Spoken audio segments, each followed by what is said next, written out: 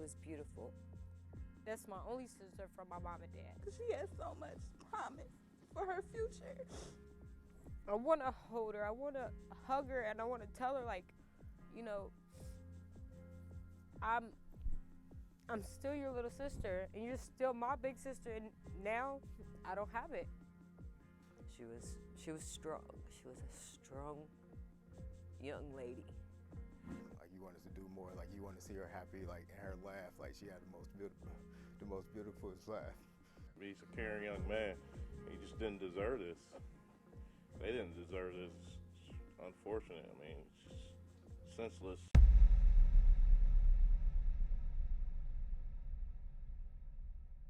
Family is mourning the loss of a daughter tonight as another family prays their son will recover following a double shooting in Norwood. Porshia Brooks and Aaron Martin were shot Saturday night on Carthage Avenue.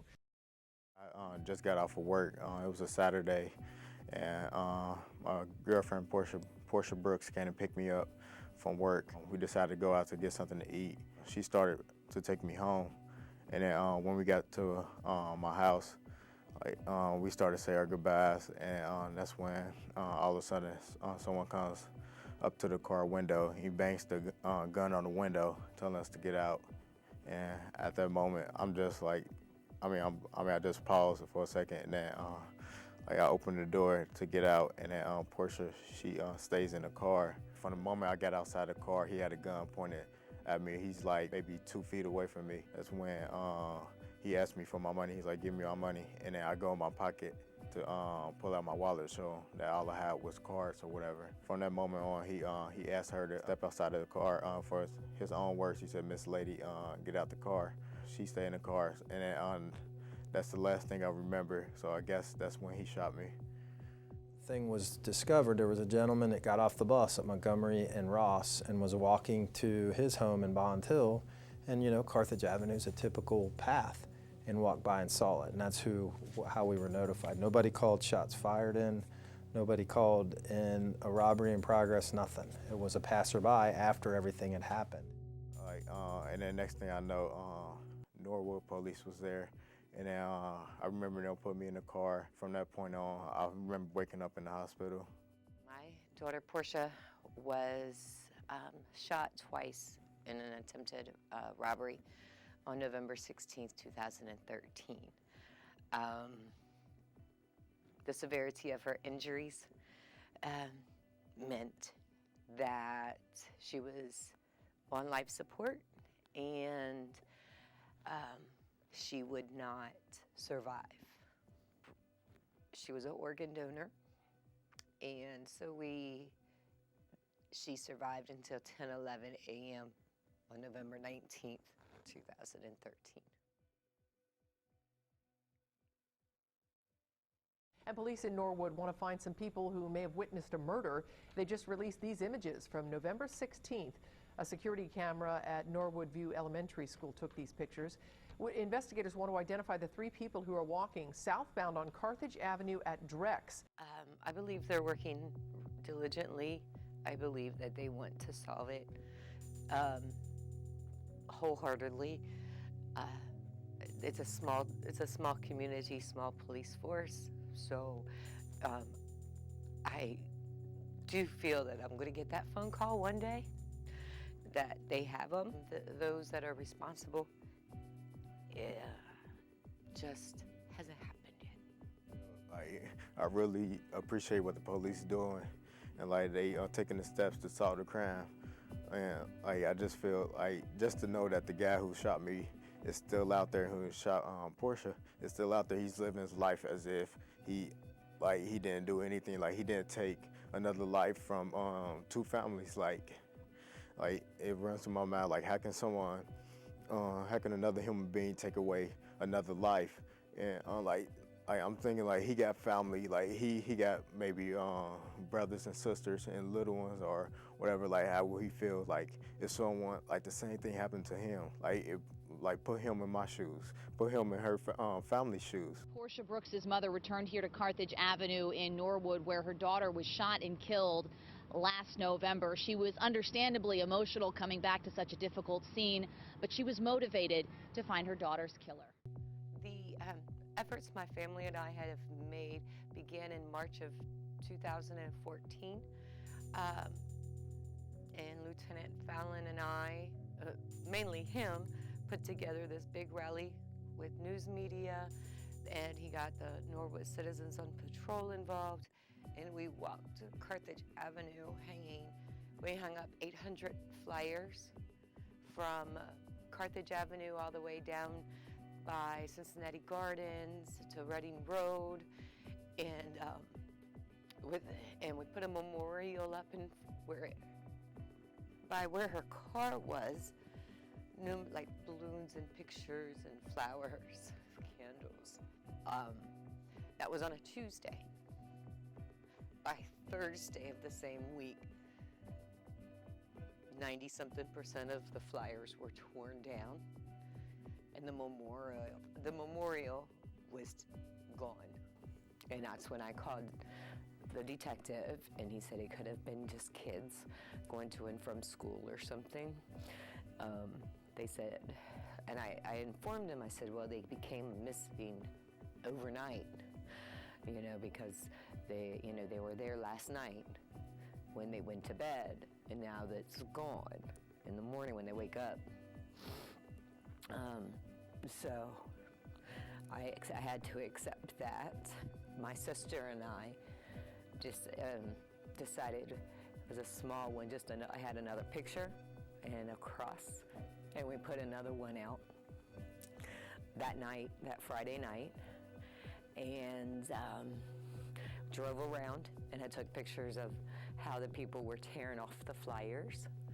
They were ripped in half, just like from the pictures of Aaron and Portia was gone, or the information, but the tape and stuff was still there with pieces of the flyer. And my sister and I put another, like I said, a cross and a picture of my baby out. In May, again, we started hanging flyers. This time we hung up 1,100 or 1,200 flyers all through Norwood. And within a week, 80 to 85% of them was down. And the only ones that remained was on the main business district. Yeah. And her second memorial was gone too within a day. I feel cheated. I feel frustrated because there's no answers. There's no one being held accountable. I'm frustrated. And I do not blame the Norwood police. I don't blame them at all that we don't have somebody. I blame the public, the people that know who did this, or the people that have heard them talking about it. I feel like not only the community, but this is a problem everywhere. It's fear instilled in people. If somebody sees something happen, nobody's going to say anything because they're scared of the backlash from it. It's a stigma telling what happened to the police. And I feel like that's due to just music and movies and stuff like that. And it's made it to a point where it's like, okay, well, I'm not going to say anything. I just watched somebody murder somebody, but I'm not going to say anything because out of fear that something's going to happen to me. So I feel like it's not just in that neighborhood. I feel like this is everywhere. This could happen anywhere. Somebody knows something and somebody does. There's 2 or 3, 4, 5, 10 people that know what the heck happened on that day on Carthage Avenue in Norwood. A good person lost their life. A good person is forever affected, and 2 good families have been affected. There's a bunch of people that know what happened. I believe there's people out there that know who done it, and like they associate with him on a daily basis. Cause like for one man to rip down 900, 1,200 flyers, it's people. He got people supporting him, like a strong support group or base, and like I don't understand and I just wish like one of those people would come forward. Like it doesn't change what happened, but I mean it can help in a way so it don't happen to someone else. This whole thing, losing Porshia, has destroyed my family. destroyed me.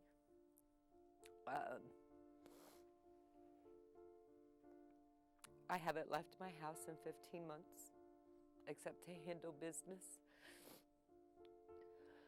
In a sense, waiting for her to come home, but I know reality that she's not.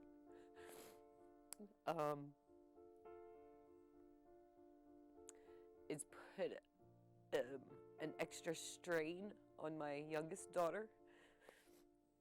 Portia was 20 years, 11 months, and 5 days. And my youngest is about to turn 21, so she's feeling a little leery that her big sister didn't get to see 21, but she's about to be. My youngest, who's 20, has had to take care of me emotionally, physically, has had to, like, in all sense, take care of me. Well, like, bro, I don't see myself as a survivor. Like, I see myself more of a victim, because, like, I mean, I still have to live day to day with the pain and, like, the emotional stress and, like, the anger, the frustration of knowing, like someone, like, took advantage of us because he thought a gun could gave him the power to take life, like, with no regards for no one else's safety. Like, I mean, I can tell you, like, how many times, like, I woke up and I was like, I just didn't want to do anything. Like, I just wanted to stay asleep. Like after I was told, like, what happened, like, and then she didn't make it. Like, it's like, it's still hard to hear it. Like her family has videos, and they gave me videos of her the ceremony, at the funeral itself. Like, I still can't watch it. Like, it's been 15 months, and I still haven't brought myself to watching it. I feel like the fact that Porshia was a good person, a genuine, beautiful person, and for this to happen to her, this could happen to anybody. And I feel like that should give somebody even more reason to say something. Not to say people deserve it, but I feel like that should light that fuse for somebody to say something. And I guess I'm the only person that feels like that, because nobody has. If I could ask if someone's watching it, see that the pain is real. Portia wasn't just another bad person out there in society. Portia was good. And I let them know that it's okay to come forward, to call Crime Stoppers. If you're too afraid to speak, it's anonymous. Crime Stoppers is anonymous. So the pain doesn't need to be shared with anybody else, because that somebody that's watching this, it could be them next, and they don't want to sit in my chair. They don't want to fill my shoes, because the pain is all too real, and it's a pain that will never go away. So I would want somebody to speak up. We have got to be, as a society, we have got to stop being afraid of the criminals, and we have to take our society back and not be afraid. He saw them at their happiest, and someone wouldn't let that be. So he put his arms around them and whispered, "Come with me." With tear-filled eyes, we watched them suffer and fade away. Although we loved them deeply, we couldn't make them stay. A golden heart stopped beating, hard-working hands put to rest. God broke our hearts to prove to us He only takes the best.